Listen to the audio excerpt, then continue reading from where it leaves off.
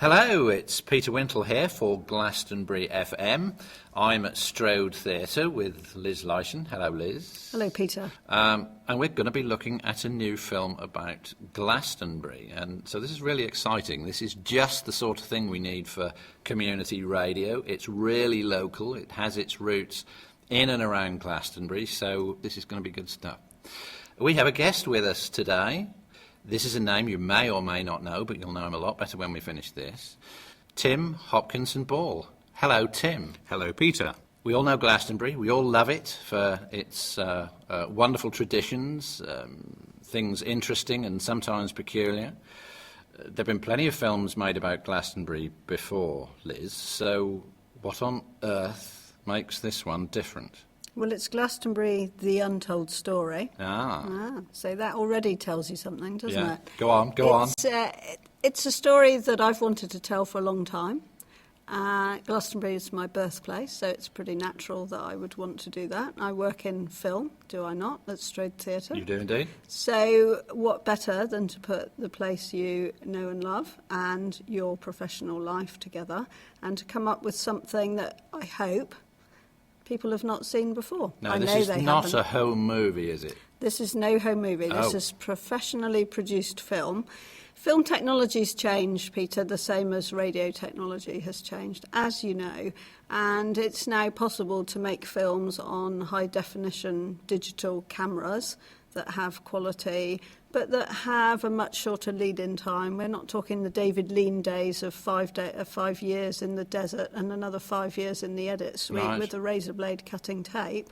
We're talking about cutting-edge stuff done on Apple Mac computers, but that is good enough to screen on the big screen here at Strode. So where did all this come from? Haven't you got enough to do? Are you at a loose end? Well, I didn't have you to talk to 1 week, Peter, so I thought I'd better do something like make a film. So right. it's a two-track approach, really. There's my own personal approach, which is about having been born in Glastonbury. Understanding eventually took me into the 2000s before I understood why my parents settled in Glastonbury, and it was because they were so intrigued by the story of Rutland Boughton and his original Glastonbury festivals. And then there's the professional track where you'll hear in a minute is how I met Tim Hopkinson Ball through the rediscovery of Alice Buckton's 1922 film Glastonbury Past and Present. OK, so collaborating on this film in a big way with you is Dr. Tim Hopkinson Ball. He's sitting here waiting to introduce himself to us all. How did you two meet? Well, it's through the local paper, actually, Central Somerset Gazette. Not the advertising columns, I have to say, but rather through a piece of editorial. Lonely theatre manager. Yes. What's local historian? Local historian with good sense of humour. Right. Well, it could have been that, but it wasn't. Oh, right, it was a piece of editorial of me trying to track down the origins of some glass magic lantern slides from the 1920s. Good heavens. I know, it seems strange, but it's absolutely true, I promise you. And the local paper were kind enough to run them. I got a phone call from a man called Peter Browning, who lived in Glastonbury. He said, I can't help you with this. And at that point, no one else could either. He said, but I know a man who can. He lives in Cambridgeshire. I had a phone call from a friend in Glastonbury who brought to my attention the fact that there was a short piece in the local paper saying that these glass lantern slides, did anybody know what they actually came from? Because there were peculiar pictures of medieval people on horses and strange, primitive-looking Britons. Right. Now, I just assumed that everybody knew what these pictures were from, which was the 1922 Alice Buckton pageant film, which we can get onto in a second or two. Now, the reason I knew about this was because I've had a passion for Glastonbury, the history of Glastonbury, since my early teens. I first came to the town actually on my 18th birthday and have been coming back ever since and actually moved here about 2 years ago.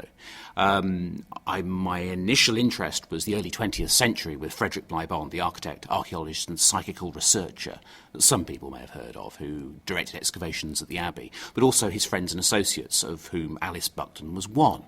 So when I was told that there were these interesting glass slides, I thought, well, I should get in contact with this theatre manager, which I did, turned out to be Liz, and I told her that they were from the 1922 Alice Buckton pageant film, and the rest, as they say, is history. Ah, right. So this is much more than a casual interest. So what's your background then, Tim? What's Tim Hopkinson Ball all about? Well, as I just said, it was Frederick Bligh Bond that really sparked my interest in Glastonbury. So at the end of my degree, I did a dissertation on Bond's work at the Abbey in the early years of the 20th century, and then went on to actually write my PhD on Frederick Bligh Bond's work. And although I'm billed as an historian of myth and religion, my PhD was actually theology, religious studies, psychology and archaeology, and a mixture of them. So this is exactly my sort of thing. My word. So there's some real expertise behind this film then? Oh, this is serious man, Peter. Yeah. This is not joking stuff. This is serious stuff. Yes. But